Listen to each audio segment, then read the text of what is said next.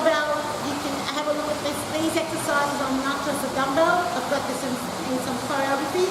I'm going to teach you an exercise now that I'm sure you've done many, many times. We want to go through the teaching of it to be more effective. So we're going to start with the dumbbell in one hand, legs wide, and we're just passing the dumbbell from one hand to the other. Now, if you look at my legs, you'll notice that they don't jump very wide apart.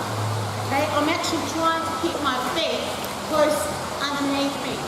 Now, it does feel different because in water I can spread my legs out so much wider and not have the same sort of impact on my joints as well if I was doing it on land. But it's super important that we ask the participants to keep their legs close together. So I'm passing the dumbbell from one side to the other, and it's not a super hard exercise. There's a little bit of work for the upper body.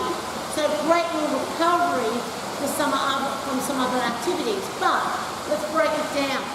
Firstly, as I mentioned before, the legs are not going very wide. Now that's a pelvic floor safe exercise. When we start going wider, a lot more stress on the pelvic floor, it slows the movement down, heart rate decreases. Yes, I have more range of motion with my arms, but it's not such a significant intensity increase in my arms that it's worth the risk that it has on my pelvic floor. So keep it small. All jumping jacks need to be small if you want to keep it pelvic floor safe. And most of the clients that come to Aqua need that, right? They need pelvic floor safe exercises.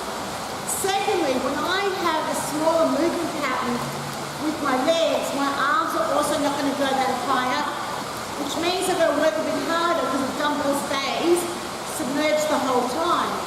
Also, the hand that's free, fingers are open, you're going out and you're coming back in. Because of the speed, I'm moving more water and I'm moving it with more force. So that's probably the point I really want to make, moving the water with more force. So, it's mainly an upper body workout. Try and keep your arms long, so with the participants, encourage them to keep the dumbbell near their hips, okay, so right down to the hip line, rather than let it come up to the surface, which of course you can offer as an alternative for those people who may be struggling to do this exercise at that speed till they're strong enough to completely lengthen the arms out. Also, keep the hands under the water. So when you're demonstrating, you also need to keep your arms low. Try not to lift them up too high, which of course you can do when you're on land. But even though you might not be jumping your legs out this wide on land, they will lift their arms up that high and therefore open their legs out wide. So it's all in understanding the movement in the water so that when you teach it on pool deck, it makes more sense. So arms are long, legs are moving in and out, feet coming together, legs are not feeling anything. This is an arm workout. It's a great little recovery workout because your heart rate's not going to go up and I'm still maintaining some body temperature. I've got a little bit of tension going on with the arms, but if I want to use it as a recovery, it's fantastic. And that's this week's Aqua tip. To demonstrate the jumping jack with the dumbbell pass is actually really easy. This is not a difficult exercise to do.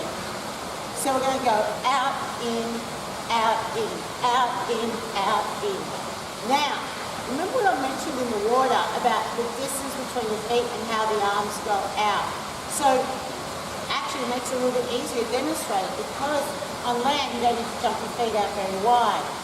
Now, again, I'm going to explain something that's just a personal opinion, and I understand that some people choose to do things a little bit differently. Totally cool. It's a world of Aqua, right? You all do things differently. But because this is my Aqua tip, I'm going to tell you what I think. So, I think that you need to demonstrate the jumping jack at least once, twice, to demonstrate what the arms and legs do at the same time.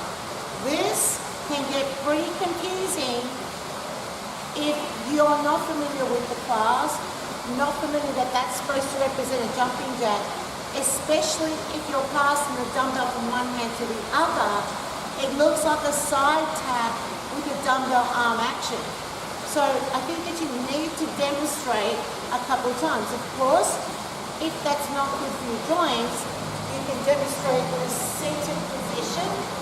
Your legs are a little straighter, so I understand.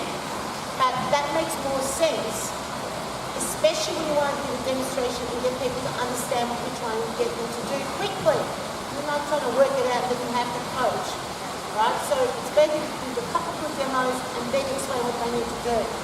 Explain, feet no wider than shoulder width. Remember, the awareness in the water is decreased, so they'll be going out here, so you need to also indicate that's too wide. That's where you want to go. But the arms are here, staying underneath the water. The fingers are wide apart, and you're pushing and pulling against the water. Okay, so this exercise is not super hard. Remember, in the water, moving at that tempo is more like recovery. So neither of us are working that hard out on deck or in the water. But remember, range of motion is really important, and that's this week's aptitude.